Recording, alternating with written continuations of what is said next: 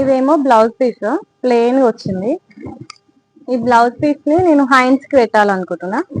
Next ఇది శారీ. ఈ శారీ పళ్ళు ఏమో ఇట్లా ఇచ్చిర్రు, కనిపిస్తుంది కదా. మొత్తం గ్రే కలర్ శారీ మీద బ్లాక్ కలర్ ఫ్లవర్స్ అయితే ఇచ్చిర్రు, మస్తు ఉంది కాంబినేషన్.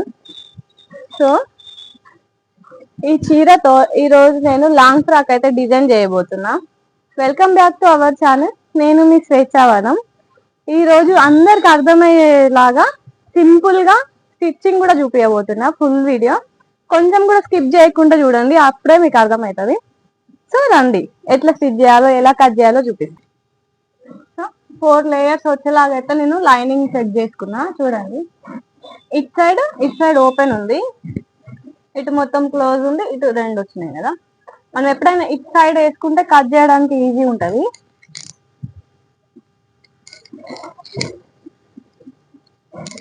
ఇట్లా 10 ఇంచెస్ తీసుకుందాము. ఇది అడ్డం 10 ఇంచెస్. కస్టమర్ పొడవు వచ్చేసి 14 ఉంది. నేను ఒక 1.5 ఇంచ్ అయితే ఎక్కువ తీసుకుంటున్నా.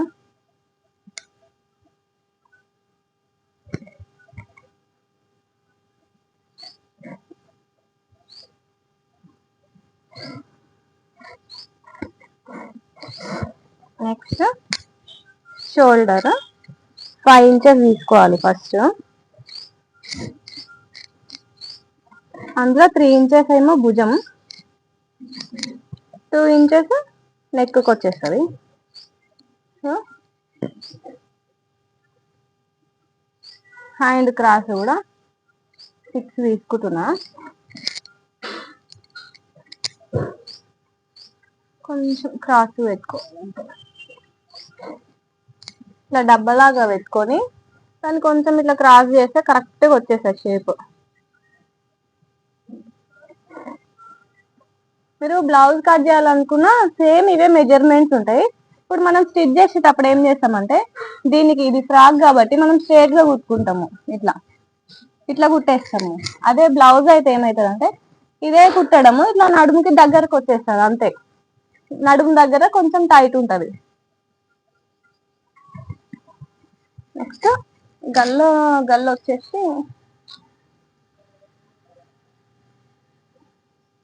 6 ఉంది ఫ్రంట్ నెక్. సో నేను 5.5 అయితే తీసుకుంటున్నా. 2 ఇంచెస్ ఇది.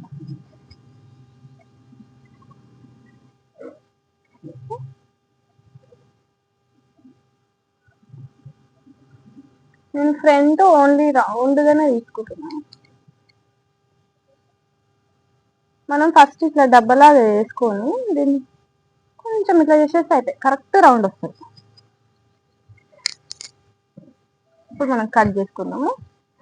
కట్ చేసేటప్పుడు ఎప్పుడైనా ఒకసారి చూడండి. ఫస్ట్ ఇది కట్ చేస్తాం.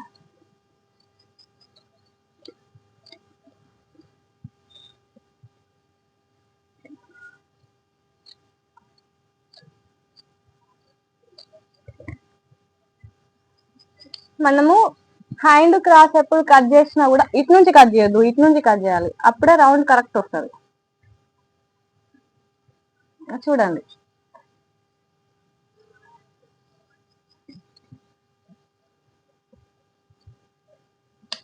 ఓకే.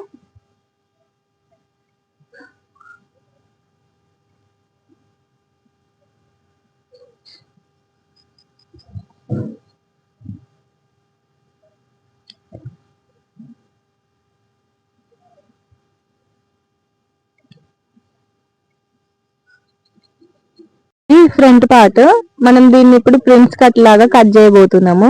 ఇక్కడ చివర్లో 2.5 తీసుకున్నా. వీడియోలో చూపించిన విధంగా డ్రా చేస్తే కరెక్ట్ గా వస్తుంది షేప్ అనేది. రెండు క్రాస్ లో కరెక్ట్ సెంటర్ లో నుండి తీసుకోవాలి. చూడండి షేప్ ఎట్లా కనిపిస్తుందో. ఇప్పుడు అదే చివర్లో 1 ఇంచ్ అయితే తీసుకుంటున్నా. ఇది ఎందుకోసం అంటే నడుము దగ్గర సన్నగా వస్తుంది కదా, సో అందుకే మనం 1 ఇంచ్ ఇట్లా మలిచి కుట్టుకోవాల్సి వస్తుంది. దానికోసమే ఇప్పుడు 1 ఇంచ్ ఇట్లా క్రాస్ గా తీసుకుంటే షేప్ అనేది కరెక్ట్ వస్తుంది అన్నమాట. ఇట్లా డ్రా చేసినప్పుడే అర్థమైపోతుంది కరెక్ట్ ఉందా లేదా అనేది.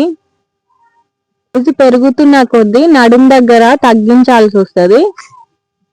ఒకవేళ మీరు సన్నగున్న వాళ్ళ కోసం స్టిచ్ చేస్తే అదే ఈ నడుం దగ్గర కొంచెం ఎక్కువ తీసుకోవాల్సి వస్తుంది. ఇంకా మీకు ఏమైనా డౌట్స్ ఉంటే కూడా కామెంట్ చేయండి, నేను తప్పకుండా రిప్లై ఇస్తా. స్టిచ్చింగ్ కంటే ఫస్ట్ కట్టింగ్ చాలా ఇంపార్టెంట్. మనం ఎట్లా కట్ చేస్తామో బ్లౌజ్ అనేది అట్లనే వస్తుంది. అందుకే కట్ చేసే ముందు చాలా జాగ్రత్తగా కట్ చేసుకోవాలి.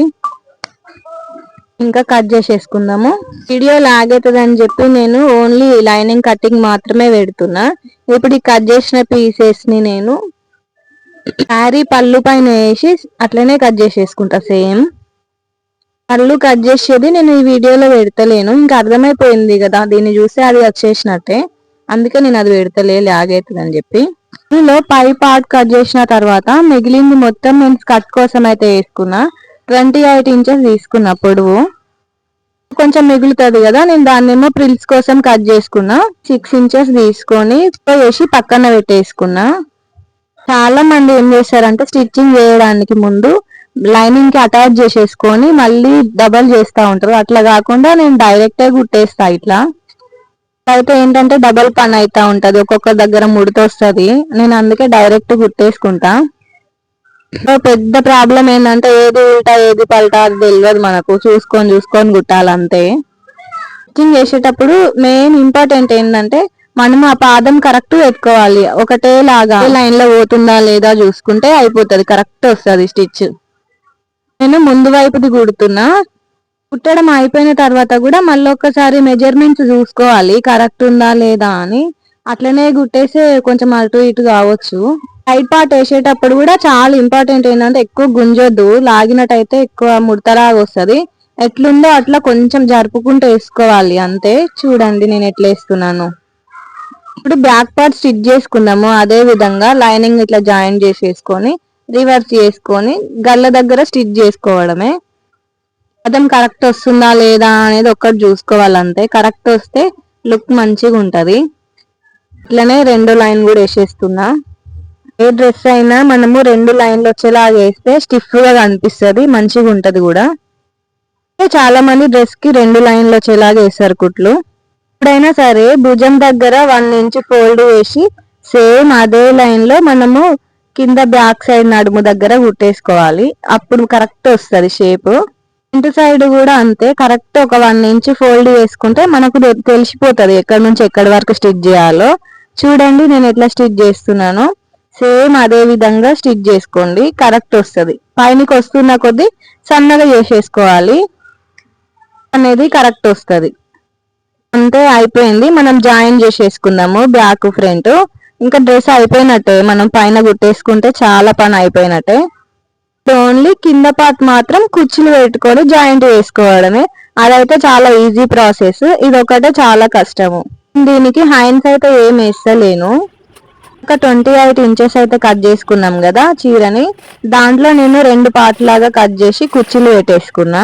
హ్యాండ్స్ వేస్తలేం కాబట్టి నేను ముందుకి ఇట్లా మలిచి కుడుతున్నా. దీనిపైన నేను ప్రిల్స్ పెడతా, చూడ్డానికి మంచిగా కనిపిస్తుంది. 2 లేయర్స్ వచ్చేలాగా ప్రిల్స్ పెడదాం అనుకుంటున్నా. నేను ప్రిల్స్ కి అయితే ఫీకో చేసి పెట్టుకున్నా అటువైపు ఇటువైపు. ఫస్ట్ మిషన్ పైన ప్రిల్స్ కుట్టేసి దానికి జాయింట్ చేసేసుకోవడమే. ఇలా సైడ్స్ స్టిచ్ చేసుకున్న తర్వాత మనం లైనింగ్ జాయింట్ వేసుకోవాలి. లైనింగ్ కూడా జాయింట్ చేసేటప్పుడు రివర్స్ లో జాయిన్ చేయాలి, అప్పుడు మంచిగా కనిపిస్తుంది. మనం వేసిన కుట్టు కనిపించకుండా ఉంటది. ఇప్పుడు ప్రిల్స్ కుడితే పైన కనిపిస్తున్నాయి కదా కుర్చీలాగా, అది కనిపించకుండా కవర్ అయ్యేలాగా లైనింగ్ స్టిచ్ చేసుకోవాలి, మంచిగా వస్తుంది అప్పుడు. చూడండి ప్రిల్స్ వైపు పెట్టి నేను స్టిచ్ చేస్తున్నా. అయితే 2 మీటర్స్ లైనింగ్ తీసుకున్నా పాలిస్టర్ది, కొంచెం కంఫర్ట్ ఉంటుంది అని చెప్పి. చూడండి లైనింగ్ కూడా ప్రిల్స్ వస్తున్నాయి కాబట్టి చిన్నపిల్లలకి తీసుకుంటే కొంచెం చూసి తీసుకోండి తక్కువగా. వాళ్ళకి 1 మీటర్లోనే అయిపోతుంది అనుకుంటున్నా నేను. ఒకవేళ మీరు ఈ ఫ్రాక్ డిజైన్ చేసుకోవాలనుకుంటే 2 మీటర్స్ కాకుండా 1.5 తీసుకోండి. ఎందుకంటే మరి ఇంత ప్రిల్స్ ఉన్నా కూడా మంచిగా అనిపించదు చాలా మందికి. సో ఇవి మొత్తం చూడండి అవుట్పుట్ ఎట్లుందో కూడా కామెంట్ చేయడం మర్చిపోకండి. నువ్వు ప్రిల్స్ జాయింట్ చేసేదైతే వీడియో తీయలేకపోయినా, కొంచెం బాబు సతాయిస్తుండే. ఇంకా అందుకే మీకు అర్థమయ్యేలా చెప్పిన. ఫైనల్ లుక్ వచ్చి ఇది. హ్యాండ్స్ చూడండి ఇట్లా ప్రిల్స్ మంచిగా కనిపిస్తున్నాయా, మీకు ఎట్లా అనిపిస్తుంది? నాకైతే మస్తు నచ్చింది. ఇది శారీ కంటే డ్రెస్ కే చాలా బాగుంది. ఈ వీడియో మీకు నచ్చితే సబ్స్క్రైబ్ చేయండి, లైక్ చేయండి. Thank you.